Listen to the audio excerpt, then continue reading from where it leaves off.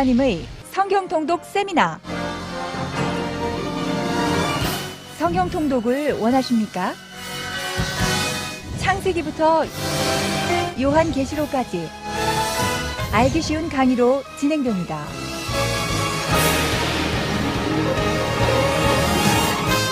마치 영화의 예고편을 보듯이 하나님 나라의 대하 드라마인 성경만을 강의합니다.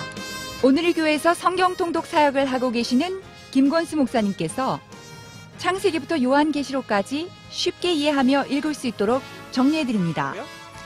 성경을 통하여 하나님과 더욱 가까이 가기를 원하신다면 이번 기회를 놓치지 마십시오.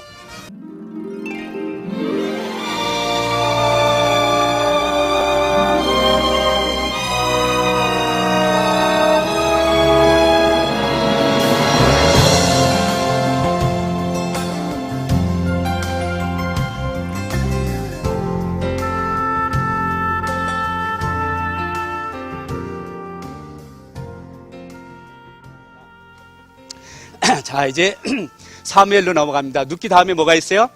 사무엘이 있죠. 사무엘상은요, 네 가정의 이야기입니다. 첫째, 사무엘의 이야기가 있고요. 그 다음에 제사장 엘리 가정의 이야기가 있고요. 그 다음에 초대왕이었던 사울의 이야기, 그 다음에 다윗이 등장을 하죠. 그래서 이 네 가정의 이야기를 다루는 게 뭐라고요? 네, 사무엘상이에요. 자, 먼저 우리가 사무엘 가정 볼게요. 사무엘의 아버지는 엘가나라는 사람입니다. 이 사람은요, 우리가 역대기에 보면은요, 레위 지파예요. 우리 성경 사무엘상 읽다가 보면은 어떻게 에브라임에 살고 있는 사람이 이렇게 그 사무엘이 레위 지파도 아닌데 제사장이 돼 나중에? 여러분들 그러실 필요 하나도 없어요. 역대기 보면은 분명히 엘가나는요, 레위 지파입니다. 그렇기 때문에 하나님은요, 하나님의 말씀은요, 오류가 없어요. 오류가 없습니다. 인간이 옮겨 쓰다가 실수한 건 있을지라도 성경 그 자체는요, 오류가 있을 수가 없어요. 자, 엘가나의 가정을 소개하는데요. 이 엘가나에는 두 아내가 있었던 거예요. 첫째 부인이 누구요? 한나. 둘째 부인이? 그런데요, 이 둘째 부인은 아이가 있는데 첫째 부인은 아이가 없는 거예요. 상상되죠? 두 여인 간에 어떤 문제가 있을지. 그래갖고 한나가 조강지처로서 이 분인 나한테 야, 이것 좀 해. 그러면은 내가 그걸 왜 해? 그거 막 뭐라 그러면 너 애 낳았어? 못 낳았잖아. 그럼 끝나잖아요. 그러니까 이 한나가 마음이 얼마나 아팠겠어요. 그러니까 그 이스라엘 민족들은요, 1년에 3번씩 절기마다 하나님 앞에 얼굴을 보이죠, 남자들은. 그럴 때마다 이 한나는 쫓아갔던 거예요. 쫓아갔고 하나님 앞에서 하소연을 하죠. 하나님, 나한테도 아들을 달라는 거예요. 나한테도 자식을 달라는 거예요. 그러면 하나님께서 나한테 자식을 주면은요, 제가 이 아이를 하나님한테 드릴게요. 소원을 합니다. 이 기도를 들어주실까요? 안 들어주실까요? 들어주시는 거예요. 그래서 임신하게 되는 거예요. 아이를 낳는 거예요. 그랬는데 아이를 누구한테 드리기로 했어요? 하나님한테 드리기로 했잖아요. 그러니까 아이가 젖을 때 가지고 혼자 움직일만 할 때 그 아이를 데리고 엘리 제사장한테 데리고 갑니다. 그래서 이 아이는 지난번에 내가 기도해서 낳은 아이라는 거죠. 그래서 하나님께 드린다는 거예요. 그러면서 그때부터 나실인으로서 거기서 살게 되는 겁니다. 자, 그러면 이 연인 다시 아이가 없어졌네요. 그럼 아이를 더 줄까요, 안 줄까요, 하나님이요? 야, 하나님께서요, 분명히 여기 한번 크게 읽어보세요. 자, 시작. 내 이름을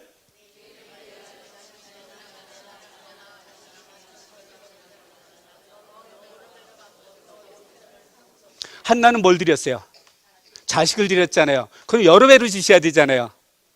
여러 배로 받아야죠. 여러 배로 주신다고 그랬으니까. 그래서 3남 2녀를 받아요. 어떤 사람이냐? 그것도 시시한 사람 안 받아. 어떤 사람이 이런 사람. 아들을 낳으면 이렇고, 딸을 낳아도 이런 사람. 또 아들을 낳아도 이런 사람. 또 딸을 낳아도 이런 사람이에요. 지금 몇 명 나왔죠? 한 명 더 있잖아요. 이런 인물도 주는 거예요. 하나님은요, 째째한 분 아니에요. 하나님은 째째한 분 아니세요. 하나님한테 뭐 들어보세요. 말라게 그랬잖아요. 한번 실험해보라고, 하나님 시험해보라고 그랬잖아요. 그런다고 시험을 하지 마세요. 믿고 구하세요. 자, 이렇게 해가지고 이제 사무엘 이야기는 잠깐 멈추고요. 제가 다른 가정을 소개합니다. 그게 누구냐면은 엘리입니다. 제사장, 이 당시에 제사장인 엘리의 가정을 속하는데요. 그 엘리한테는 두 아들이 있었습니다. 홈리와 비누아스라는 그런 아들이 있었는데요. 이 아들이 얼마나 못된 짓을 하는지요. 그 제사를 드리는데 제사를 멸시하는 거예요. 그러니까 제사 하나님께서 레위기에 제사를 드릴 때 이렇게 드리라고 규정이 나와 있거든요. 그것을 자기 마음대로 드리는 게 멸시하는 거잖아요. 그리고 어떻게 하냐면은 회막에서 수종드는 여인을 가가 동침까지 하는 거예요. 그랬는데 아버지 된 엘리는요, 이 아이들을 갖다가 하나님보다 더 귀하게 여기면서 꾸중도 잘 안 하는 거예요. 야, 그러면 안 되지 하는 정도로 끝내는 거예요. 저희 같으면 어떻게 해요? 야, 너 몽둥이 해갖고 와. 갖고 혼을 내주잖아요. 그만도 못했던 거예요. 그래가지고 이 일로 인해서 이스라엘이 블레셋과 전투를 벌일 때 결국은 어떻게 하면 그 전쟁에서 지고 그 다음에 거기서 언약궤까지 빼앗기고 두 아들이 죽습니다. 이 소식을 전쟁에 대한 소식을 밖에서 이렇게 의자에 앉아서 기다리고 있던 엘리야에게 사람이 와서 전하죠. 그러면서 두 아들이 죽고 언약궤를 빼앗겼다는 그 얘기를 듣고 의자에서 떨어져서 목이 부러져서 죽는 게 바로 엘리예요. 엘리가 죽으니까 이제 그 제사장을 갖다가 이어받을 사람이 있었대요. 이 당시에는 이제 사무엘이 좀 큰 것 같아요. 그래서 사무엘이 이제 제사장으로서 사사로서 이렇게 통치를 하게 되죠.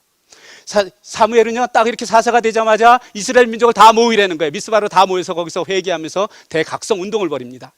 이렇게 이스라엘 민족이 그 미스바에 다 모이니까요, 그 블레셋 군인들이 딱 있다 보니까 지금 이스라엘 민족이 다 모였으니까 그때 이스라엘 공격하고 그들을 싹 죽이면은 어떻게 돼요? 이 땅이 누구 땅? 자기 땅이 딱 되는 거예요. 얼마나 기회가 좋아요. 그래서 블레셋이 이제 전쟁을 하러 쳐들어갑니다. 그랬는데 지금 사무엘은 누가 함께 하세요? 전쟁은 누구한테 속했어요? 네, 하나님께 속해주죠.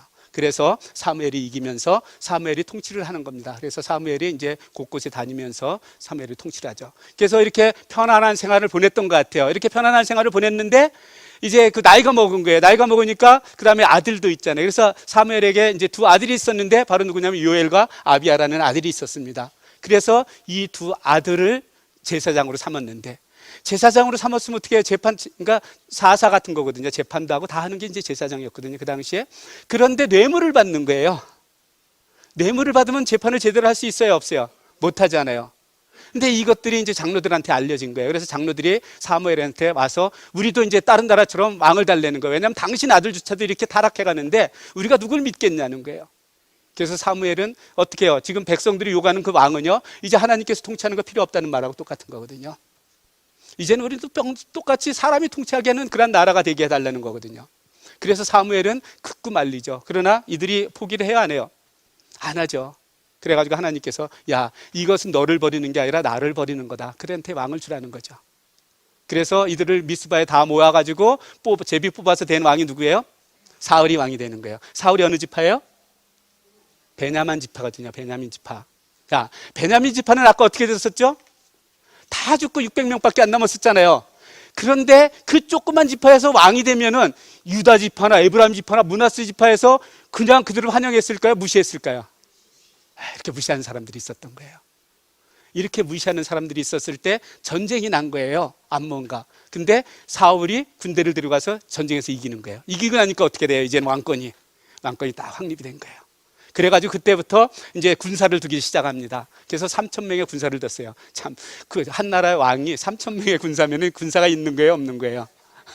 없는 거죠. 그렇게 해가지고 3,000명의 군사를 둬가지고 2,000명은 자기가 데리고 있고, 그러니까 1,000명은 자기 아들 요나단한테 맡긴 거예요. 근데 이 당시에 블레셋이 굉장히 강력했거든요. 그래가지고 이스라엘 땅 중에서도 아직도 그 여러 곳에, 여러 성에 그 블레셋의 수비대들이 있었어요.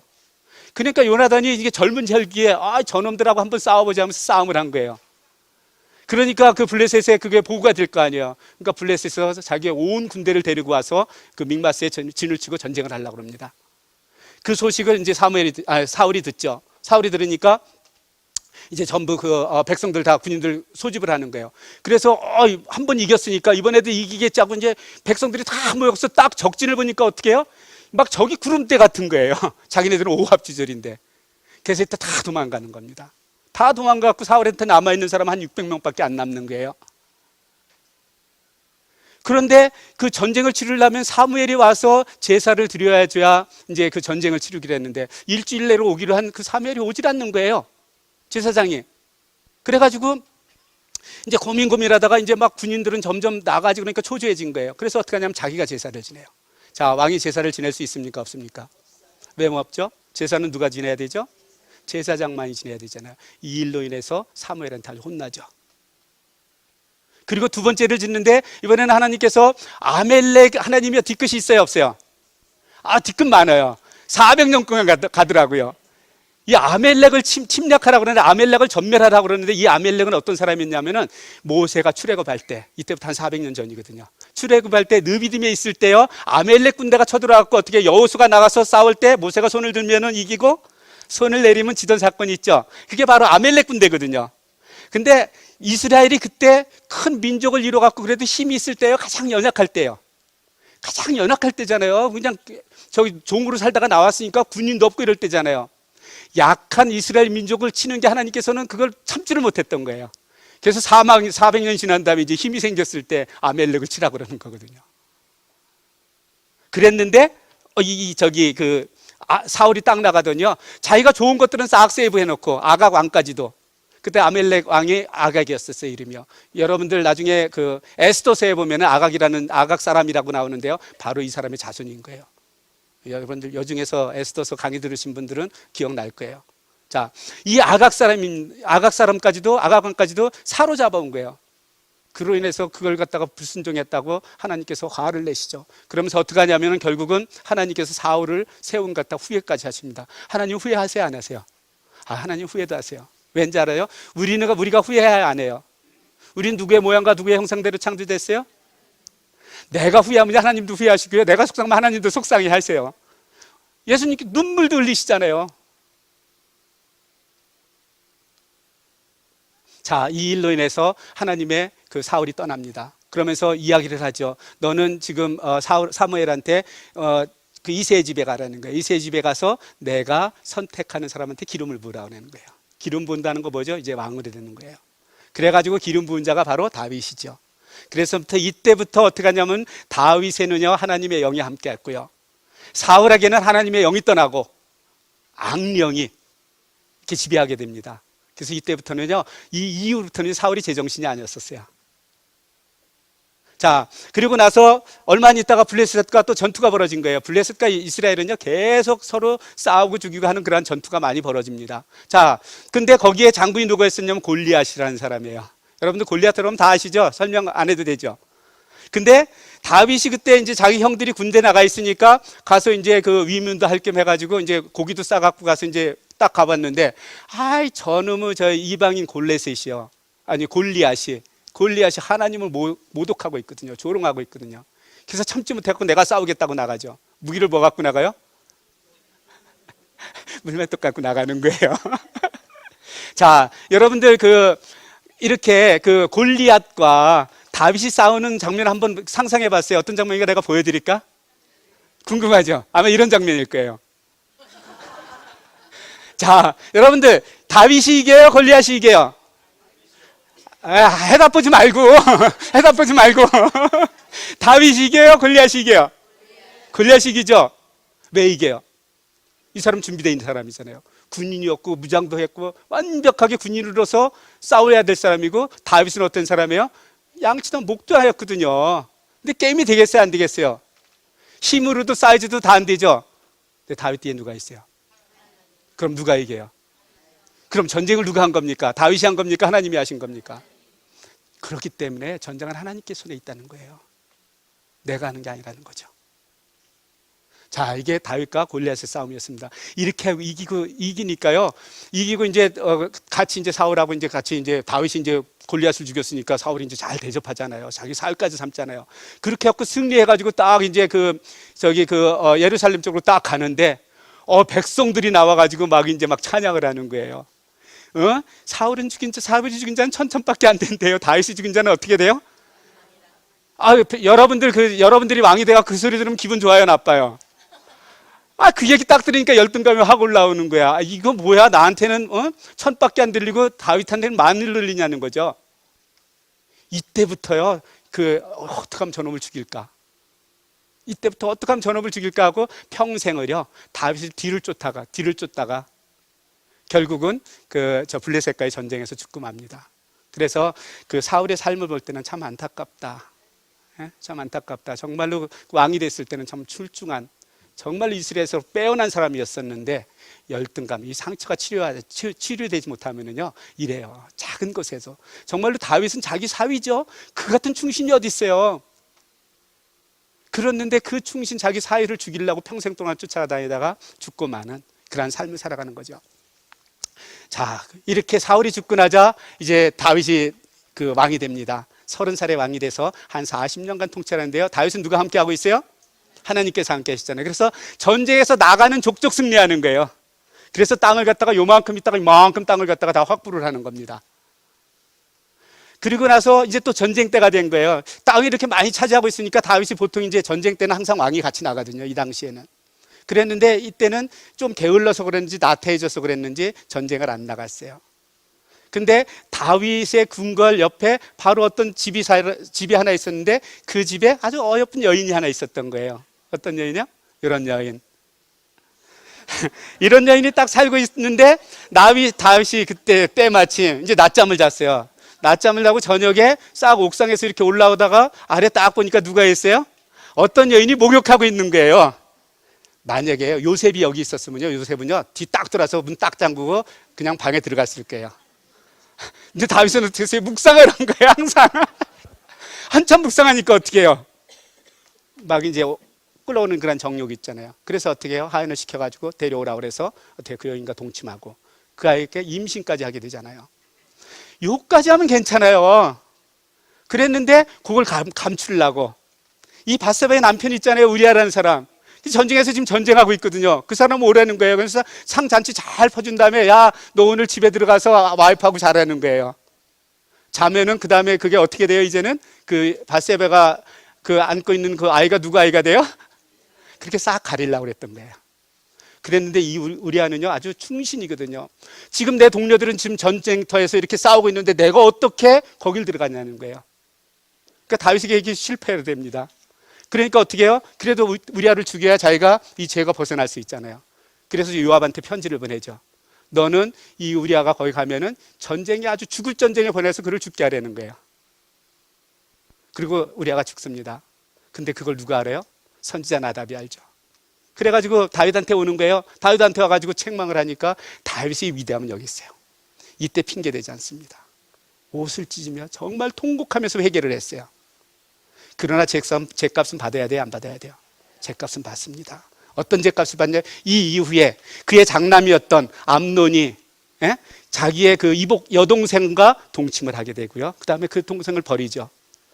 그랬는데 이 다말의 친오빠인 압살롬은 어떻게 하냐면은 그걸 2년 동안 어떻게 내 형을 죽일까 계획하고 있다가 형을 죽이고 그 다음에 어떻게 해요?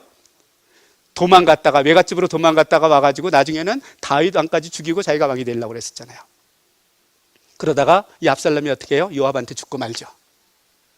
피비린내가 났습니다. 우리의 죄는요 이런 역할을 해요. 그렇기 때문에 여러분들 죄 짓지 말고 살라는 거예요. 죄 짓지 말고요. 자, 이러한 사건이 있은 다음에 이제 다윗이 나이가 많이 먹었습니다. 근데 여기 보세요. 다윗에서 이렇게 많은 아내들이 있었어요. 아내들이 있었는데요. 암논 아까 죽은 사람이 있어요. 암논은 저기 첫째 부인의 장남이에요. 근데 둘째 길라압은 별로 정치에 관심이 없었어요. 셋째 죽었잖아요. 압살롬이요. 근데 다말은 이제 여자니까 아니고 아도니아가 이제 그 다음에 자기가 왕이 될 차례잖아요. 그래서 자기 스스로 왕이 되려고 이제 선지자니까 그 예언자들 그 다음에 제사장들을 불러갖고 자기가 이제 충신들 불러갖고 스스로 왕이 되죠. 그러나 어떻게 해요? 다윗은 이야기한 게 있거든요. 누구를 통해서 왕을 세운다고요? 이 바세바의 아들 솔로몬을 통해서 왕을 세우려고 계획하고 있었거든요. 그래서 선지자 나단의 지혜로 인해서 솔로몬이 왕이 됩니다. 솔로몬이 이렇게 왕이 돼가지고 이제는 어떻게 하냐면은 제일 먼저 왕이 되면 뭘부터 할까요? 자기의 왕권을 잘 확립해야 통치를 잘 할 수 있잖아요. 그래서 다윗이 준 살생부가 있는데요. 그 살생부대로 다 죽이고 왕권을 확립하죠. 이렇게 왕권을 확립한 다음에 다윗이 소망하던 게 있었어요. 무엇을 소망했었죠? 정말로 하나님 여호와의 성전을 짓는 걸 소원했었거든요. 그렇게 하고 죽으면서 유언을 남겼거든요. 솔로몬한테. 그렇게 하고 모든 재료까지 다 준비해 놨었거든요. 그래서 솔로몬이 성전을 짓죠. 7년 동안 성전을 짓고 궁전을 짓고요. 그 다음에 아주 중요한 게 나와요. 솔로몬의 기도가 나옵니다. 이 기도는요 정말 그렇게 은혜가 될 수가 없어요. 자기에 대해서 기도 하나도 안 합니다. 백성들을 위해서 기도하는 거예요. 하나님이시여, 만약에 이 나라 백성들이 죄를 지어서 어떤 심판을 받을지라도 하나님이 성전을 향하여 기도할 때 하나님께서 들어주시고 용서해 주라는 거예요. 비록 이들이 죄를 지어서 비록 포로로 잡혀갔을지라도 그곳에서 이 성전을 행하여 기도할 때 하나님 들어주셔서 그들로 돌아오게 해달라는 거예요. 이렇게 기도한 사람이 누구예요? 다니엘. 다니엘은요, 그걸 알았기 때문에 자기를 모함하던 사람들이 있었잖아요. 기도하면은 잡아갖고 사자굴에 넣으려고 그랬던 사람들이 있었잖아요. 그걸 알면서도 성전을 열어놓고, 문을 탁 열어놓고, 창문을 열어놓고 성전을 향해서 기도했잖아요. 위대한 믿음의 자손들은요, 이런 사람들인 것 같아요. 자, 이러한 아주 정말로 솔로몬은요, 그 젊었을 때는 정말 훌륭한 왕이었었어요. 정말로 신실한 하나님의 종이었었습니다. 그런데 나이가 먹으면서 많은 아내를 둔 거예요. 후궁과 첩을 뒀는데 후궁이 몇 명이요? 1000명을 둔 거예요. 1000명이요. 후궁과 첩을요. 그랬는데 이 후궁과 첩이 어떤 사람들이었냐면은 다 이방 민족이었거든요. 이방 여인들이었거든요. 근데 젊었을 때는요, 막 믿음도 있고 그러니까 그 여인들이 1000명일지라도 다 컨트롤이 됐어요. 근데 나이 먹으면서 예쁜 여인을 후궁으로 맞아들인 거예요. 그랬더니 그 여인이 오더니 그 솔로몬 옆구리 쿡쿡 찔리면서 나 하나 소망이 있다는 거예요. 뭐야? 그랬더니 내가 지금 내 나라에서 섬기던 이 신이 있는데 여기 와서도 그 신당을 짓고 나 좀 이것 좀 섬기게 해달라는 거예요. 맨 처음엔 노했겠죠. 2번, 3번 하면은 이길 남자 있어요, 없어요? 그것도 나이 먹은 남자가. 못 이기죠. 그래서 하나를 들어줘요. 그럼 그 다음 여인이 그 가만히 있어요? 가만히 안 있죠. 나도 해달라, 나도 해달라. 그래갖고요, 이 예루살렘, 그 거룩한 성 예루살렘이요, 우상 천국이 되는 겁니다. 이 죄 때문에 남북으로 나눠진 거예요. 솔로몬의 이 죄 때문에요. 그래서 하나님께서 그걸 보고 도저히 참을 수가 없어서 해서 선지자 아이야를 보내가지고 여로보암한테 이렇게 얘기하라는 거예요. 여로보암 그때 저 신하였었거든요. 솔로몬의 신하였었는데 그 사람한테 얘기하는 거예요. 이 옷을 찢어갖고 열 가닥을 주면서 너는 앞으로 이스라엘의 12지파 중에서 10지파를 너한테 줄 거라는 거예요. 그래 너가 왕이 될 거라는 거예요. 그 이야기를 솔로몬이 들었을까요? 못 들었을까요? 들었죠. 그러니까 어떻게 해요? 살려둘 수 없잖아요. 그래서 여로보암을 죽이려고 그러는 거예요.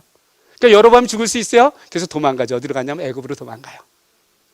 그리고 솔로몬 왕이 죽은 다음에 죽고 그 아들 르호보암이 왕이 됐을 때 왕이 죽었다는 얘기를 듣고 여로보암이 르호보암한테 찾아오죠. 그래갖고 이제 사정을 하는 거예요. 야, 너희 아버지가 우리를 갖다 이렇게 핍박해갖고 우리가 힘들었는데 우리의 멍에를 좀 가볍게 해달라는 거예요. 그러면은 내가 평생 당신이 종이 되겠다고 맹세를 합니다. 자, 이럴 때 받아들여야 돼요? 아니면은 아니야, 내가 너를 더 징치할 거야 그래야 돼요? 근데 이 르호보암은요, 좀 미련한 왕이었었어요. 야, 내 이 새끼손가락이 우리 아버지 허리보다 더 굵은데 이러면서 우리 아버지가 너를 갖다가 채찍으로 징치했으면 나는 전갈 채찍으로 너희를 갖다가 징치하겠다는 거예요. 그래가지고 어떻게 해요? 그러면은 그 여로보암이 있다가 그럼 우리가 이스라엘 이 유다 지파하고 다윗의 자손들하고 무슨 상관이 있냐는 거예요. 그래가지고 12지파가 떨어져서 나오면서 그때부터 분열 왕국이 된 겁니다. 남북으로 나눠진 거예요. 자, 지금부터는 이제 북이스라엘에 대해서 이야기를 할 겁니다. 남유다는요, 제가 나눠진 프린트 있죠? 그 옆에 보면은 항상 그 왼쪽에 보면은 남유다고 오른쪽에 보면은 북이스라엘일 거예요. 여러분들이 읽어가면서 보시면 돼요. 제가 이거 정리하느라고요, 최소한 100시간 이상을 쓴 거예요. 여러분들은 그냥 봤지만요, 제가요, 제 사업할 때요, 시간당 100불 이상 안 받으면 저희 시간 안 해요. 제 사업할 때 사장으로서. 그럼 그게 얼마치예요? 10,000불어치 최소한 들어간 거예요. 미니멈이요. 여러분들은 쉽게 봤지만 저한테는 그만큼 열정을 들여서 만든 거예요. 귀한 거죠, 그러면요. 네, 여러분들 제가 10,000불씩 보너스 드렸어요. 자, 이렇게 이제 북이스라엘의 왕이 된 그 여로보암이 가만히 생각하니까 고민이 있는 거예요. 무슨 고민이냐면 이스라엘은 어떻게 해요? 1년에 3번씩, 1년에 3번째는 유월절하고요, 칠칠절하고 초막절이에요. 이 3번은 항상 여호와 앞에 남자들은 얼굴을 보여야 됐어요. 근데 그 여호와의 전이 어디 있어요? 예루살렘에 있잖아요. 그럼 어떻게 1년에 3번씩 북이스라엘에서 예루살렘에 내려가면은, 르호보암이 있는 예루살렘에 내려가면은 이 백성들의 마음이 다 르호보암한테 뺏기게 되는 거예요. 그래서 이걸 어떻게 할까 고민하다가 만든 게 바로 금송아지를 만든 겁니다. 그래서 금송아지 두 개를 만들어서 하나는 베델에, 하나는 단에다 세우는 거예요. 그러면서 그들한테 백성들한테 선포하는 겁니다. 이 금송아지가 바로 너희를 애굽에서 이 가나안 땅으로 인도한 신이라는 거예요. 그러니까 더 이상 예루살렘에 갈 필요 없다는 거죠. 이 죄 때문에 북이스라엘이 멸망하는 겁니다. 자, 이렇게 해가지고 그의 아들 나답이 그 왕이 됐는데 2년 만에요. 바하사한테 살해를 당하고요. 이 바하사도 왕이 되지만 또 그 아들 때 시므리한테 살해를 당하고요. 그 다음에 시므리는 7일밖에 못 있어요. 쿠데타가 일어났다는 이야기를 듣고요. 지금 블레셋과 싸우던 그 장군이었습니다. 오므리라고. 그 장군이 있다가 그 쿠데타가 일어났다니까 다시 그 성에 와서 사마리아 성을 갖다 둘러싼 거예요. 그러니까 도저히 시므리가 이길 자신이 없으니까 어떻게 궁궐에다가 불살라 놓고 자살을 하죠. 자, 오므리 왕조에서 유명한 사람 있죠. 누구요? 빨리 알아야 돼요. 이렇게 빨간 거요. 아합 있잖아요. 오므리 아들 아합. 이 사람은 진짜 이제까지 왕 중에서도 가장 악한 왕이었었어요. 근데 그 이유는 그 아내 때문이라는 거예요. 그 아내가 누구냐면 그 유명한 누구요? 이사벨. 이 여인이 충동을 해갖고요. 하나님의 선지자를 다 죽이고 이 사람은 오히려 바알과 아세라 우상들을 섬기는 사람이 된 거예요. 이럴 때 나타난 선지자가 바로 엘리야입니다. 엘리야가 나타나서 선포를 하죠. 막 기적과 역사를 일어나죠. 이스라엘이 변해요, 안 변해요? 안 변해요. 결국은 이 아합이 그 미가야 선지자가, 그 당시에 미가야라는 선지자가 있었는데 그 사람이 너는 길란 나무에 가서 전쟁하지 말라고 그랬거든요. 그러니까 길란 나무시라고 이제 요단강 동쪽에 있는 땅인데요. 거기를 빼앗긴 거예요. 이스라엘 땅이었었는데. 그래서 그걸 다시 되찾으려고 전쟁을 하다가 거기에서 죽고 맙니다. 그리고 나서 이제는 오므리의 왕조가 어디에 멸망하냐면 예후라는 사람한테서 멸망을 하고 말아요. 그래서 예후는 엘리사가 보낸 그 선지자를 통해 가지고 기름 부어 갖고 왕이 되는데요. 왕이 되자마자 그 아합의 그 자손들을, 가족들을 싹 죽여버려요. 아주 전멸을 합니다. 그렇게 하고 이 사람들이 잘한 게 있어요. 한 가지요. 어떻게 해요? 바알을 섬기던 자들까지 다 죽인 거예요. 바알의 제사장들까지요. 그럼 이 정도면 훌륭한 왕이잖아요. 이스라엘은. 근데 이 사람이요, 이러면서도 하나님을 갖다 진심으로 섬기지 않았다는 거예요. 왜냐하면은 여로보암이 만든 그 금송아지를 아직도 섬기고 있었다는 거예요. 그래서 북이스라엘은요, 그래서 예후는 조금 더 선한 왕이 될까 하다가 못 되고 20명, 그러니까 원래 19명인데요. 저는 이제 디브니까지 이제 합쳐서 20명 일부러 그렇게 하기는 하는데, 이 왕이 나왔는데 한 명도 선한 왕이 못 나와요. 북이스라엘은. 뭐 때문에요? 이놈의 금송아지 때문에요. 여로보암이 만든. 자, 이렇게 이제 그 아합이 죽고 나서, 예후가 이렇게 한 다음에, 그 다음에 이제 예후의 자손 중에서 요아스라는 사람이 있었는데요. 이때 엘리사가 죽는데요. 엘리사는 언제부터 활동을 했냐면요, 엘리야가 하늘로 불수레를 타고 올라간 다음부터 엘리사가 이제까지 쫙 하고 갔다가 요아스 때 죽습니다. 그랬는데 이때 활동하던 선지자가 한 명이 있어요. 그게 누구냐면 바로 요나예요. 요나는 어디에 부름을 받았죠? 니느웨에 가서 니느웨 멸망을 선포하라고 그러잖아요. 왜 그런지 아세요? 보세요. 이스라엘 민족에는, 북이스라엘은 엘리야 같은 사람이 왔어요. 엘리사와 같은 그 위대한 사람들이 와가지고 선포하고 모든 역작 막 다 보여줬어요. 미가야가 와서 선포를 했어요. 그 밖에 성경에 나오지 않은 많은 선지자들이 나와서 정말 하나님께 돌아오라고 선포를 했을 거예요. 근데 이들이 돌아왔어요? 안 돌아왔어요? 하나님의 백성이라는 북이스라엘은 돌아오지 않은 거예요. 그랬을 때 이 요나를 갖다가 이방한테 보내는 거예요. 근데 이방에 딱 가서 하루만 선포를 했는데도 막 뒤집어지는 거야. 막 왕부터 그냥 그 밑에 신하들, 백성까지 다 회개를 하는 거예요. 이방인들이. 요나의 이걸 통해서요, 북이스라엘이 그 얘기 들었을 때 얼마나 부끄러워하게 하기 위함이라는 거죠. 믿는 자들하고. 우리가 신앙생활, 이를테면 저 같은 경우는 이제 모태신앙인데, 모태서부터 이렇게 쭉 했다. 그래서 못해요. 아무것도 못해가지고. 그래서 신앙생활을 해왔는데, 이제 갓 신앙한 사람보다 더 못한 거예요. 제가 삶이요. 지금 그런 모습을 보여주는 겁니다. 그게 요나서를 통해서 이 성경을 읽는 자들한테 주는 교훈이에요. 그리고 요나가 북이스라엘에서 예언한 게 있어요. 그게 뭐냐면 하마더기서부터 이 아라바 바다까지 그 땅을 갖다 정복할 거라고 그랬거든요. 회복할 거라고 그랬거든요. 그때 정복한 게 바로 여로보암 2세 때 이게 이루어진 거예요. 그래서 여로보암 2세 때는 어떻게 하냐면은 경제적, 정치적으로는요, 정말 최고의 조를 갖다가 올릴 정도로 이렇게 좋은 상태였었어요. 그랬는데 이렇게 경제적으로는 이렇게 아주 그냥 풍요를 누렸지만 거의 사회에는요, 아주 죽을 병에 걸려 있었던 거예요. 이럴 때 나타난 선지자가 바로 아모스입니다. 아모스가 나타나서 이 정의와 공의가 없어진 이 북이스라엘한테 정의를 선포하고 공의를 선포하는 거예요. 이래도 이들이 회개해요, 안 해요? 회개하지 않잖아요. 그러니까 마지막 북이스라엘 선지자 호세아가 나타나서 야, 여호와께로 돌아가자 하면서 외치는 거예요. 그리고 여호와를 알자는 거예요. 힘써 여호와를 알자는 거예요. 그랬는데 호세아 이야기도 듣지 않죠.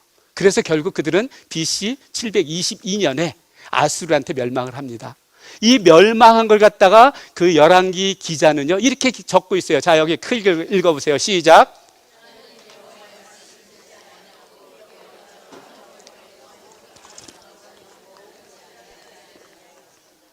이게 북이스라엘이 멸망한 이유라는 거예요.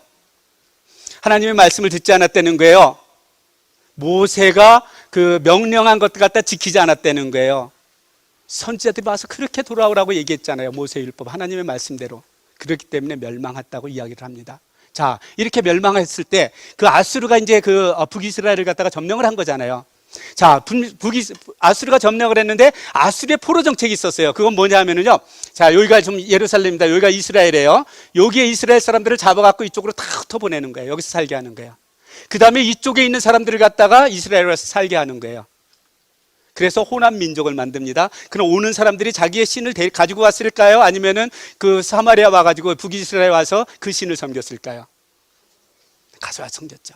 그래서 이 혼합 민족이 되고요. 그 다음에 혼합 종교가 생긴 거예요. 그래서 신약 시대에 유대인들이 사마리아인을 상종을 하지 않았던 것은요, 이러한 이유 때문이라는 거죠. 여러분들 이걸 알지 못하면 성경을 이해할 수 없어요. 그래서요, 구약을 모르면 신약을 이해할 수 없습니다. 이제 사마리아인 그럼 이제 아셨죠? 예, 이게 바로 이렇게 태어난 게 바로 사마리아인이에요. 왜냐하면 그 당시에 수도가 사마리아였었거든요. 근데 그 가장 먼저 어디부터 그 초토화를 시킵니까? 호남 민족을 시켰겠어요. 사마리아부터 시켰죠. 그래서 북이스라엘을 사마리아라고 부르기도 했어요. 그래서 북이스라엘이다, 이스라엘이다, 사마리아라고 불렀을 때는 항상 이 북이스라엘을 생각하면 되는 겁니다. 자, 이렇게 북이스라엘이 멸망할 때 남유다의 왕이 누구였었냐면 바로 우리가 잘 아는 히스기야 왕인 거예요. 자, 히스기야가 왕이 돼가지고요, 25세 왕이 돼갖고 29년을 통치하는데요. 히스기야는 왕이 되자마자 막 종교 개혁을 일으킨 거예요. 왜냐하면 히스기야 왕의 아버지가 히스기야 왕의 아버지가 누구였냐면 아하스거든요. 저는 그 남유다의 3대 악한 왕을 꼽으라고 그러면 그 중에 하나가 바로 아하스예요. 또 하나는 아달랴. 아달랴 누구냐면은 아까 그 유명한 이세벨의 딸이거든요. 아합과 이세벨의 딸이 그 아달랴인데 누구 때야? 여호사밧 때 그 아들 여호람한테 그 아내로 삼죠. 그래서 며느리 삼거든요. 그거 인해서 나중에 큰 아주 재앙을 받죠, 사실은. 이렇게 이 사람 두 사람하고 또 한 사람이 있는데 이건 바로 뒤에 나올 거예요. 아주 악한 왕. 남유다 중에서도 가장 악한 왕은 조금 이따가 제가 설명을 드릴게요. 이렇게 이제 그 아버지가 그렇게 악한 왕을 지었다 보니까 가진 우상들 다 만들었을 거 아니에요. 그래서 히스기야는 왕이 됐는데 그 악한 아버지 밑에서도 이렇게 선한 왕이 나오는 거예요. 나와가지고 전부 그 신당들을 갖다 다 깨부수고요, 이러면서 종교 개혁을 합니다. 그리고 북이스라엘이 멸망했을 때가 언제였었냐면은 히스기야 왕이 6년 됐을 때 북이스라엘이 멸망한 거예요. 이때 아수르 왕이 누구였냐면 살마네살이라는 사람입니다. 그랬는데 이제 살마네살이 아수르의 왕이 통치하다가 이제 죽고 또 다른 자손이 나오잖아요. 그래가지고 이 그 히스기야가 왕 14년이 됐을 때 아수르 왕은 사네립이라는 사람이었었고요. 사네립이라는 사람이었었어요. 그랬는데 이 사네립이 이제는 그 남유다까지 침공하고 싶은 거예요. 먹고 싶은 거예요. 북이스라엘은 다 먹었잖아요, 자기 아버지가. 그래서 남유다를 침공하기 위해서 내려옵니다. 그래가지고 내려오면서 여기가 예루살렘인데요, 예루살렘 주변에 있는 모든 성읍들을 다 점령을 해요.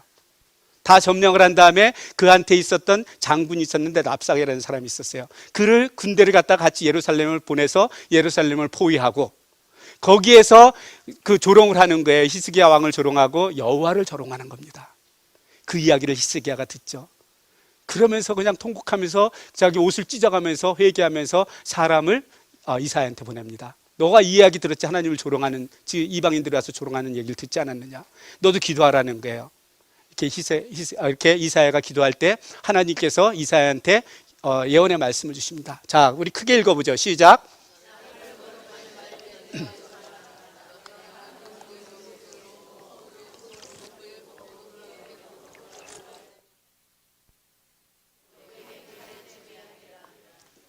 이 말은요, 너는 지금 쟤네들이 하는 말 하나 두려워하지 말라는 소리예요. 하나 두려워하지 말라는 것이에요. 내가 한 영을 그 진영에 보내겠다는 거예요. 그래서 초토화가 만들겠다는 거예요. 그렇게 하고 그가 돌아가면은 그 본국에서 죽겠다는 거죠. 이게 예언의 말씀이에요. 이야기가 이루어질까요? 안 이루어질까요? 이루어지는 거예요. 그날 밤 여호와의 사자가 그 아수르 진영에 들어간 거예요. 그래서 18만 5천 명을 죽입니다. 그 여호와의 사자가 제 생각으로는요, 그들한테 막 혼란을 준 것 같아요. 막 그래서 깜깜한 밤에 자기들끼리 죽지 않았나. 예? 그럴 수 있잖아요. 하나님 그까짓 거 못하겠어요? 어떤 사람은 연병으로 죽였다고 그러는데요, 연병으로 하루아침에 그렇게 죽을 수가 없을 것 같아요. 막 깜깜하니까 안 보이니까 막 자기들끼리 싸워서 죽지 않았나. 그 다음에 여러 민족이 있었거든요. 언어도 통하지 않은 민족들이요. 그렇잖아요. 우리 그 옛날에 제주도하고 그쪽에 말도 안 통했었잖아요. 제주말이 따로 있잖아요. 그랬는데 이 큰 나라에 각 그 나라마다 거기서 다 수집한 군인들이 서로 이야기가 잘 통했을 것 같아요. 그게 하나님의 사자를 보낸 것 같아요. 하나님의 영을. 그래서 그들로 하여금 막 서로 그냥 의심하게 하고 막 자기네 팬끼리 싸운 거예요. 그래서 하루아침에 18만 5천 명이 죽어요. 그리고 나서 사내림은 어떻게 해요? 이제 군대도 없잖아요. 그러니까 자기 고향으로 돌아가죠. 아수르로 들어가서 니느웨에 갔다가 거기에 그 니눅스라는 그 신전에서 제사를 드리다가 어떻게 하냐면은 거기서 신하한테 칼에 맞아 죽어요. 자, 이 예언이 그대로 이루어졌어요? 안 이루어졌어요? 이게 하나님이라는 거예요. 자, 이러고 나니까 지금 이 당시에 아수르는요, 지금 미국과 같은 나라예요. 아셨죠? 최강대국이에요. 최강대국을 누가 이겼어요, 지금? 히스기야가 이긴 거잖아요. 유다 그 조그만 나라가, 요 조그만 나라가 이긴 거잖아요. 그러니까 그때 인터넷으로 그냥 쫙 퍼진 거예요, 그 소문이. 그러니까 막 댓글이 올라오기 시작하는 거야. 막 그러면서 히스기야 왕이시여, 당신은 정말로 가장 위대한 왕이라는 거죠. 이전에도 이런 왕이 없었고 이후에도 이런 왕이 나타나지 않을 거라는 거예요. 막 그냥 막 댓글이 올라오는 거예요. 그러니까 히스기야 왕이 어떻게 됐을까요? 그렇지, 내가 이런 왕이지. 교만한 마음이 딱 들었겠죠. 하나님께서 그걸 용서하실까요? 안 하실까요? 안 하시죠. 하나님은요, 우리가 교만해지는 걸 가장 싫어하세요. 네? 하나님은 우리가 교만함만 갖는 걸 가장 싫어합니다. 그래서 어떡하냐? 이사야를 보내는 거예요. 히스기야 왕한테 보내가지고 너는 오늘 죽을 거라는 거예요. 곧 죽을 거라는 거예요. 그러니까 짐을 정리하라는 겁니다. 근데 히스기야는요, 참 순진한 사람인 것 같아요. 아주 정말 소년과 같은, 아주 소녀와 같은 이런 심성을 갖지 않았네, 이렇게 생각해요. 이야기를 딱 들으니까요, 엉엉 울면서 하나님, 나 좀 용서해 달라는 거예요. 내가 이렇게 선한 일 한 것도 있잖아요. 그걸 기억해 달라는 거예요. 자, 이렇게 기도하면 하나님이 들어주세요, 안 들어주세요? 들어주죠. 그래, 알았어. 그럼 내가 내 생명을 15년 동안 연장시켜주마. 그래서 생명을 갖다가 15년 동안 연장을 받습니다. 그랬는데 여러분들, 히스기야가 이 15년 동안 더 사는 것이 히스기야한테 좋았을까요? 나빴을까요? 여러분들 역시 이제는 잘 알아. 막 탁탁 나와 이렇게. 내가 물어볼 때 의도까지 알아 이제는. 네, 그걸 어떻게 하느냐? 15년 생명 연장을 받았죠. 이 히스기야가 죽고 나서 그 아들이 누구냐 하면은 므낫세입니다.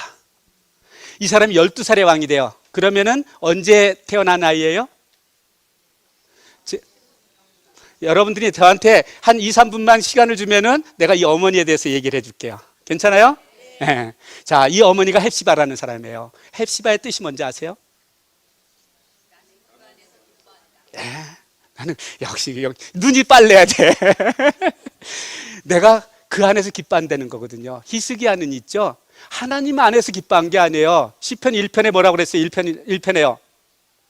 복 있는 사람은 악인의 길을 쫓지 않고 죄인의 길에 서지 아니하며 오만한 자리에 앉지 아니하고 오직 여호와의 율법을 즐거워하여 그 율법을 죄하러 묵상하는 자라라 그랬잖아요. 근데 히스기야는 지금 어떻게 했어요? 어디에서 즐거움을 찾고 있었어요? 한 여인의 품에서 즐거움을 찾고 있었던 거예요. 거기에서 나온 므낫세예요. 자, 12년 동안에 아버지가 본을 잘 보였다 그러면 이렇게 악한 왕이 나올 수가 있을까요? 없을까요? 나머지 삶은요, 정말로 악하게 살지 않았나, 제가 이렇게 생각을 해요. 성경에는 없습니다. 그러나 그 자식을 보면 알 수 있잖아요. 여러분들 히스기야 왕 너무 좋아하는데 또 이것 때문에 상처받으시면 안 돼요. 그러나 우리가 성경에 봤을 때 우리가 유추는 할 수 있잖아요. 그렇죠? 그랬는데 이 므낫세가 왕이 돼갖고요, 하여튼 하나님이 하지 말라는 것만 골라서 다 했어요. 하여튼 하나님이 하지 말라는 거 싫어하는 것만 골라서 다 하는 왕이에요. 그렇게 하고요. 여기 보면은요. 무죄한 자를 죽였다고 그랬는데요. 이 무죄한 자가 저는 선지자라고 봐요. 저는요. 그때 죽은 사람이 이사야하고 미가가 이때 죽었다고 저는 봅니다. 그래서 이때부터요. 그 70년 동안에 선지자가 안 나타나요. 왜냐하면 55년 동안 통치했거든요. 그 아들이 또 2년 동안 통치를 하고 아몬이요. 그 다음에 요시야 왕이 나오는데요. 요시야 왕도 맨 처음에는 어린 8살의 왕이 됐으니까 이제 조금 뒤에 가면 나올 텐데 8살의 왕이 됐으니까 뭘 알겠어요. 암흑 시대가 됐다가 어느 순간에 요시야의 그 예언인 활동을 하게 되죠. 그러면서 요시야가 아니라 스바냐가 나옵니다. 그래서 그때부터 이제 또 예언자들이 나오기 시작하는 그건 바로 뒤에 가면 이제 제가 설명을 드릴게요. 자, 이렇게 하고 나서 이제 므낫세가 죽습니다. 므낫세가 죽은 다음에 이제 그의 아버지가 아몬이고요. 그 다음에 태어나는 사람이 이제 요시야인데요. 요시야 전에 이제 남유다에서 활동하던 그러한 우리가 저기를 볼게요. 그 예언자들, 어떤 예언자들이 있나. 제가 이거 성경 공부를 준비하면서 이 예언자들을 어떻게 설명할까 고민이 많았어요. 워낙 분량이 많잖아요. 그래서 이거는 지금 성경 공부가 뭐라고요? 예고편이에요? 아니면은 하이라이트 보여드리는 거예요? 예고편이에요. 하이라이트 보고 싶으면 성경 공부 보세요. 그럼 제가 하이라이트를 딱 보여드립니다. 또 네? 성경에 하이라이트 보여주는 게 제 성경 공부예요. 자, 그래서 제가 고민하던 끝에 선지자를 두 부류로 나눴습니다. 므낫세 왕을 기준으로 해서 그 이전 선지자와 그 이후의 선지자도 나눴습니다. 그 이전의 선지자는 이사야와 미가서가 있습니다. 이사야서는 몇 장까지 있죠? 66장까지 있죠. 그래서 제2 이사야서로 나누는데 제1 이사야서가 1장에서 39장. 그래서 보통 그걸 구약이라고 그러고 40장에서 66장 제2 이사야서라고 그러잖아요. 그래서 그걸 뭐라고 그래요? 신약이라고 그러잖아요. 근데요, 그건 잘못된 거예요. 그보다 더 중요한 게 있어요. 신약 구약으로 나눠요, 저도요. 더 귀한 게 있는데 뭔지 아세요? 보세요. 이사야서 1장부터 39장까지는 어떤 내용이 있는지 알아요? 책망과 심판과 구원에 대해서 그랬어요. 그 메시아에 대한 어떤 구원에 대해서 그 희망을 주는 메시지가 바로 1장에서 39장까지 있는 말이었어요. 근데 이 40장에서 66장까지는요, 심판과 책망이 없어요. 왜냐하면 이미 심판을 받았거든요. 받은 이유거든요. 바벨론 포로로 잡아간 이후에 그 역사를, 예언서가 나와 있는 거든. 그 이후의 예언이요. 그럼 그런 사람들한테는 뭐가 필요해요? 위로와 권면이 필요하잖아요. 여러분들 구약은요, 하나님의 책망이 있고 심판이 있고요, 그 다음에 메시아가 오실 그 예언의 말씀이 있습니다. 저는 그래서 제1 이사야서를 갖다가 구약으로 보는 거예요. 39권이라서 구약이라고 그러면 그게 뭐예요? 말도 안 되죠. 그거 어디 가서 씨나 먹길 얘기해요. 그런데 신약은 어때요? 예수님께서 오셔갖고 심판을 책망했어요. 위로와 권면을 주셨어요. 소망을 주셨어요. 그렇기 때문에 제2 이사야서는요, 신약이라고 볼 수 있는 거예요. 제가 성경 진짜 많이 봤거든요. 보다가 이거는 그거 아니다, 이거다. 여러분들 이해가 돼요? 제 말 틀린 것 같아요? 틀리면요, 저한테 조용히 와서 얘기해 주세요, 나중에. 자, 그렇게 하고요. 미가서는 8장밖에 없어요. 8장까지밖에. 그런데 그 내용은요, 이사야가 가지고 있는 그 내용을 그대로 가지고 있다는 거죠. 그래서 보통 미가서를 갖다가요, 제2 이사야서라고 부르기도 해요. 짤막하지만 거기에요, 몇 절 안에 있죠. 이스라엘의 전 역사를 쫙 설명하는 거 보면 진짜 놀라워요. 그걸 듣고 싶다, 어디에 오셔야 돼요? 아침 성경 공부 오시면 돼. 그런 얘기도 해드리니까. 자, 그 다음에 므낫세 이후의 선지자를 볼게요. 므낫세 이후 선지자는 소선지자가 있고요, 3명의 소선지자가 있고요, 그 다음에 1명의 대선지자가 있어요. 그 다음에 소선지자가 2명이 있는데 그 사람은 유다를 위해서 그 예언을 한 게 아니라 이방 나라를 위해서 예언을 했습니다. 그걸까지 해서 제가 6명의 그 예언자를 갖다가 소개를 할 것입니다. 자, 스바냐는요, 아까 얘기했듯이요, 저 70년 동안에 므낫세 이후에, 그러니까 이사야하고 미가가 죽은 이후에요, 70년 동안에 그 선지자가 안 나타나요, 예언자가요. 그러다가 처음으로 나타나는 게 스바냐예요. 그 다음에 하박국, 요엘이 있는데요, 이걸 얘기하려고 그러면 여러분들 지금 한 시간 이상 걸려요. 그래서 이 사람들이 선포한 게 내용이 뭐냐? 그거 선포한 내용은 임박한 여호와의 날인 거예요. 임박한 여호와의 날이 뭐냐면 그 이스라엘의 멸망, 아니면은 어떤 거 있어요? 지금 같은 경우는 예수님께서 오시는 날. 지금 같은 경우는 우리가 지금 독자들에게는 그러한 의도가 있다는 거예요. 그 다음에 있는 게 바로 그 예레미야서입니다. 예레미야는요, 또 하나님의 심판에 대해서 많이 얘기해요. 그래서 전반기에는요, 이스라엘이 그 책망하고 심판하는 그러한 내용이 나옵니다. 그러면서 20장 그 후반기에는 어떤 내용이 기록되어 있냐면요, 너희들은 이제 바벨론의 포로로 잡혀가라는 거예요. 그것만이 살 길이라는 거예요. 이때가 바로 아마도 바벨론 왕 느부갓네살 왕이요, 느부갓네살 왕이 예루살렘 포위하고 있을 때가 아닌가 이렇게 봅니다, 개인적으로요. 이렇게 이스라엘의 그 심판과 멸망을 갖다가 예언하는 게 예레미야서예요. 그러니까 결국 예레미야가 예언한 대로 이스라엘이 멸망을 하죠. 그게 39장인가 49장, 하여튼 그저 뒤에 가면 나와요. 예레미야서 보면은 그렇게 멸망을 합니다. 그러면은 예레미야 애가서가 있잖아요. 예레미야는 두 권의 책을 썼어요. 예레미야서하고 예레미야 애가서. 예레미야 애가서는 뭐냐면요, 이렇게 이스라엘이 멸망한 다음에, 예루살렘이 멸망한 다음에 잠깐 애굽으로 피신을 하거든요, 그 나머지 백성들이. 근데 예레미야가 끝까지 쫓아가면서 거길로 피신하지 말라고 그러거든요. 그냥 예루살렘에 있으라고, 여기 있는 것이 살 것이라고 그러거든요. 근데 이들이 말을 듣지 않죠. 그래서 애굽까지 쫓아가면서 계속 그 얘기를 한 거예요. 그래도 말을 듣지 않죠. 그래서 너희들은 여기에서 멸망할 거다 하면서 예루살렘을 다시 온 거예요. 예루살렘 따가 보니까 너무 황폐하게 예루살렘이 황폐해져 있는 거예요. 그냥 완전히 불타고 그래가지고 그 황폐한 모습을 보고 정말 찢어지는 마음으로 부른 노래가 바로 예레미야 애가입니다.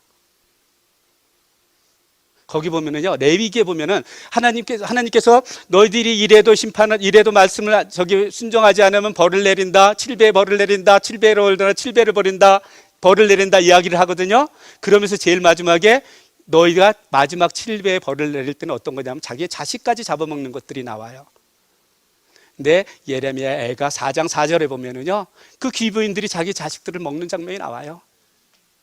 이게 우리들이 순종하며 살아가느냐, 순종하지 않고 살아가느냐의 그런 거예요. 너무 심각해졌네 갑자기, 그죠? 예언서는 이럴 수밖에 없어요. 예언서는 제가 조금 이따가 이제 다음 시간에 이제 말씀을 드릴게요. 예언서와 시가서의 차이점. 이럴 수밖에 없습니다. 왜냐하면 책망과 심판만 있기 때문에요. 그 다음에 위로와 소망은 조금씩밖에 없거든요. 그렇기 때문에 그러니까 예언서 강의할 때는요, 좀 심각해져요. 예. 그러나 이 예언서에서 선포하는 이 말씀도요, 이 책망의 말씀도 거기에는 뭐가 있어요? 하나님의 사랑이 있다는 거예요. 너무너무 사랑하기 때문에 지금 심판하고 책망한다는 거예요. 우리가 성경을 읽을 때 그것까지 읽어야 돼요. 그거. 에스겔서 보면은요, 정말 재앙과 애가가 막 이런 것만 선포하거든요. 근데 왜 그렇게 하냐는 거예요. 하나님이 얼마나 사랑하면 이렇게 하면 너희들이 죽으니까 이렇게 해서라도 살리려고. 그 선포하는 그 마음을 우리가 알았을 때 이게 성경을 읽은 거라는 거예요. 자, 그 뒤에 이제 이렇게 므낫세 이후에 또 다른 선지자 2명이 있습니다. 2명이 있는데 이 사람들은 그 유다를 위해 선포한 게 아니라 그 에돔과 그다음에 그 니느웨를 위해 선포했죠. 나훔이라는 선지자는 아까 요나가 니느웨에서 선포했었잖아요. 그 위에 약 150년이 흐른 다음에 나온 거예요, 나훔서는. 그래서 나훔은 사실은 위로자라는 뜻이 있는데요, 위로의 말씀은 하나도 없어요. 저기에 보면은 그 나훔서에 보면은요. 그랬는데요, 그러면서 그 니느웨 멸망만 선포하거든요. 그런데 이게 위로자가 됐을까요, 안 됐을까요? 이스라엘 된 거예요. 왠지 아세요? 보세요. 우리가 일본하고 싸우고 있어요. 근데 어떤 선지자가 나와서 막 일본 멸망할 거라고 예언하고 있어요. 그럼 우리한테 위로가 돼야 안 돼요? 바로 그거예요, 나훔서는. 나훔서는 바로 그런 거예요. 그 다음에 에돔은 자기 형제 국가인데도, 오바댜는요, 사실 오바댜가 에돔에 대해서 선포하는 건요, 사실 그 에돔은 누구의 자손이냐면 에서의 자손이거든요. 쌍둥이 야곱과 그 형제잖아요. 그랬는데도 유다가 멸망할 때 유다를 도운 게 아니라 적을 도왔거든요. 그래서 그걸 책망하는 게 바로 오바댜서입니다. 이러면은 예언서가 정리가 됐죠. 예, 나머지 상세한 것은 저는 예고편을 보여줬으니까 영화를 보고 싶으면 이제 성경으로 돌아가는 겁니다. 백투더 바이블. 아셨죠? 예. 자, 이러고 나서 이제 그 아몬의 아들 요시아가 왕이 됩니다. 8살 때 왕이 되죠. 왕이 돼가지고 31년간 통치를 하는데요, 왕이 된 지 한 16살 때가 됐을 때요, 하나님을 찾기 시작했어요. 바로 이때가 스바냐가 나와서 막 회개하라면서 임박한 여호와의 날에 대해서 선언하지 않았나, 저는 개인적으로 이렇게 봐요. 성경에는 없는 내용이에요. 그러나 제가 여러 가지 성경을 여러 번 보고 이렇게 유추해 봤을 때 이럴 것이다 하는 것을 제가 이야기를 합니다. 그리고 20세가 됐을 때는 어떻게 하면 개혁을 해요. 종교 개혁을 일어나. 그리고 그가 26살이 됐을 때 왕 18년에 어떻게 하냐면은 그 성전을 갖다가 수리하다가 제사장 hil기야가 그때서야 율법서를 발견한 거예요. 그럼 뭐예요? 이제까지 율법서가 어디 있는지도 몰랐던 거예요. 그럼 하나님의 말씀에 대해서 이스라엘 백성이 알았을까요? 몰랐을까요? 그럼 제대로 살 수 있어요? 없어요? 그랬던 거예요. 이게 이스라엘의 실태였었던 겁니다. 그래서 그것을 갖다가 그 율법서로 와가지고 그 서기관 사반이 와가지고 읽어주는 거예요. 저기한테, 그 요시아 왕한테. 그 이야기를 듣자마자 이제 통곡하면서 회개하면서 옷을 찢어가면서 회개를 하죠. 그리고 그때부터 종교개혁을 하는데 모든 우상을 갖다 다 없애버리는 거예요. 그래서요, 열왕기 기자는 요시아를 이렇게 표현하고 있습니다. 우리 크게 읽어보죠. 시작.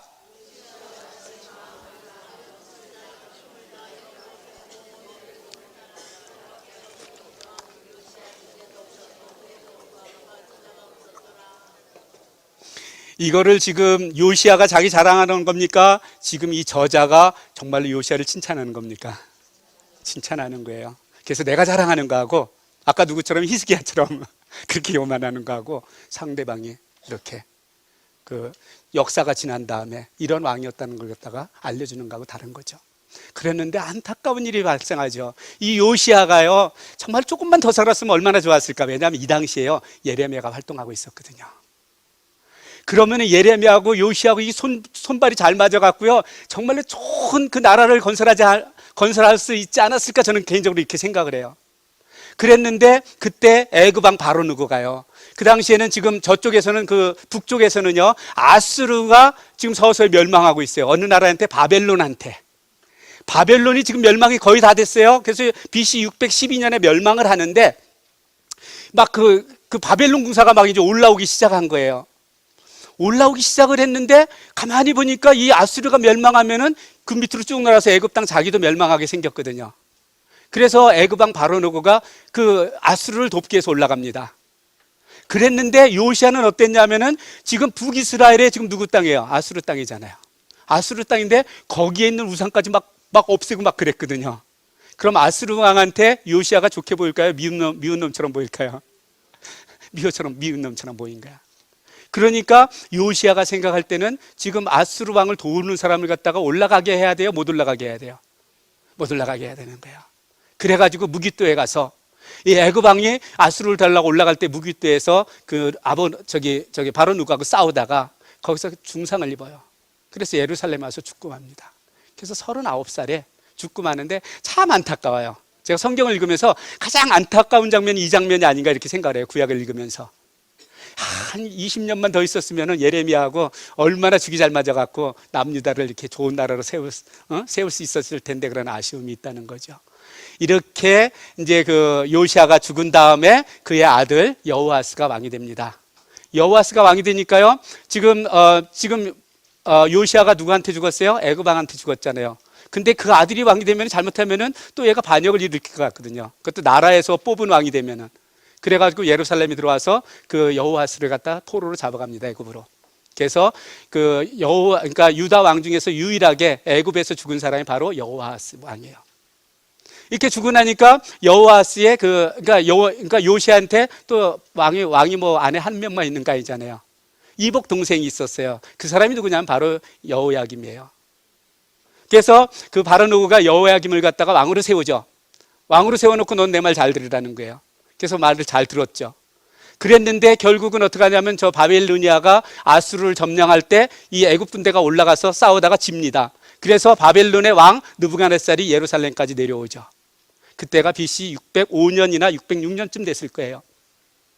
그때 와가지고 포로로 잡아간 사람들이 있는데 그 사람이 바로 다니엘과 그의 친구들이 그때 잡아갔답니다. 이때 잡아간 사람들이요, 왕족과 귀족만 잡아갔어요. 포로로 잡아간 사람들이. 그리고 났는데 여호야김이 그때 이제 이야기를 했거든요. 이제 바벨론 왕을 잘 섬기겠다고. 그랬는데 배반을 하죠. 그래서 결국 느부갓네살 왕한테 이 사람이 죽고 그의 아들 엘리야김이 왕이 됩니다. 엘리야김이 왕이 딱 됐는데 너무 어린 거예요. 그러니까 지금 느부갓네살 왕이 딱 되면서 너 항복하라는 거죠.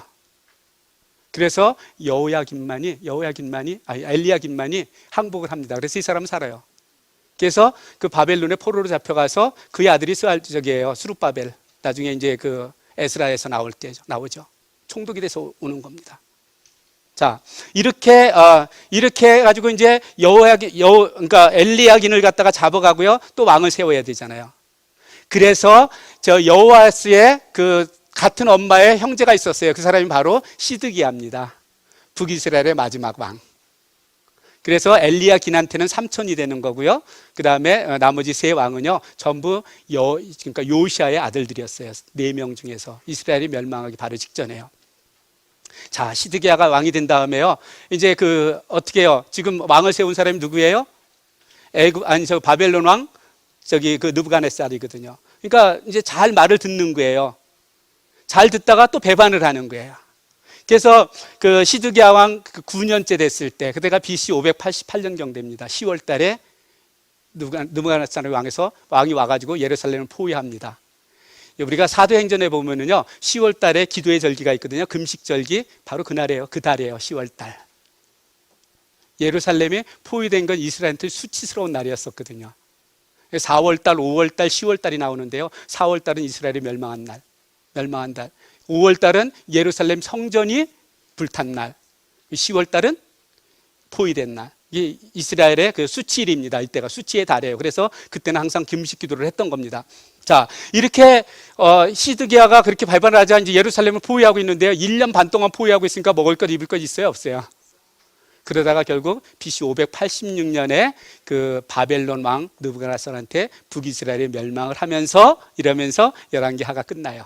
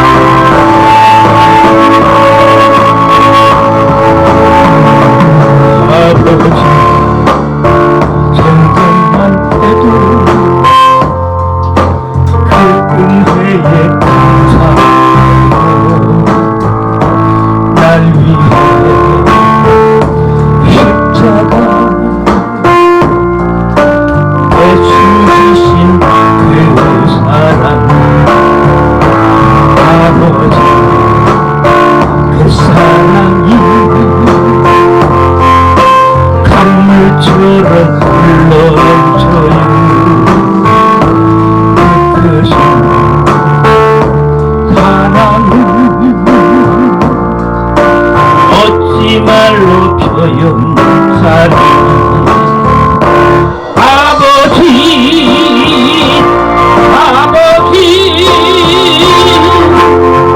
간절히 두 손을 잡고 불러보는 내 아버지 나의 아버지 이 생명 사사는 그날까지 동행하며 인도하시 신실하시